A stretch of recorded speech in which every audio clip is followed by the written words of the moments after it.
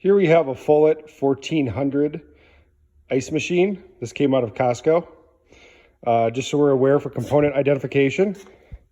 These items all came out of the evaporator or barrel assembly, which is this assembly along here, which is the evaporator where the ice is formed.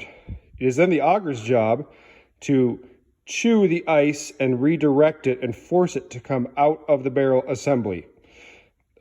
The component layout is laid out just how it goes into this barrel assembly. Motor with reduction gearbox, and then an adapter end bell that goes onto the freeze plate section. Now, inside of here, you will find a seal, similar to what you would find in a circulation pump for a boiler system or a water pump. The actual gearbox bolts to this assembly, and then this assembly clamps on to the end of the freeze plate right here. The seal is made between this portion of the seal and the other portion located right here on the auger assembly. That's what keeps the water from coming out into this drip pan, and it also keeps the water out of the gearbox.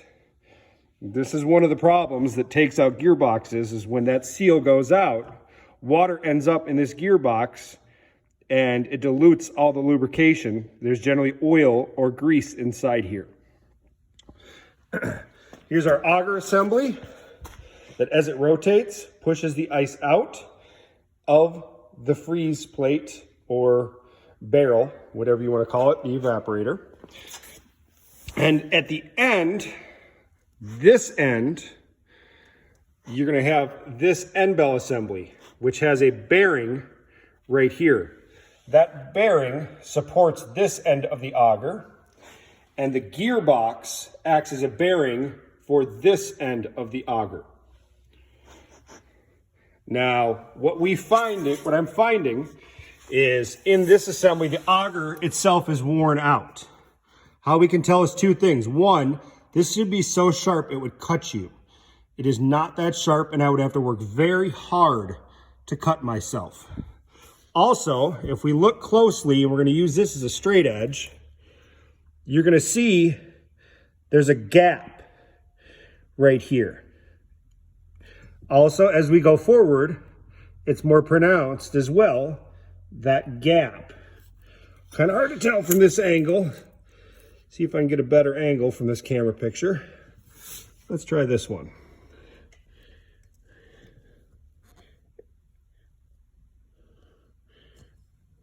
Let's rotate it. Hard to tell from the background, but there is a gap there as well, which means this is concaved. It's cut out as a U shape. Now, that means that this auger cannot properly chew all of the ice out of the barrel assembly. So what we end up with was ice that sits on the walls of this barrel assembly and acts as a bit of an insulator and slows down ice production. Also, what I'm finding is a large amount of pitting inside this barrel assembly. Very deep pits. It's normal to have a couple of very small pits, but nothing like this. The end result here is the auger is worn out and the barrel or evaporator is worn out as well. At this point, it's most likely most cost effective to replace the entire machine, because it would require us to replace the seal, the entire auger assembly, the rear end bell that has a pressed in bushing.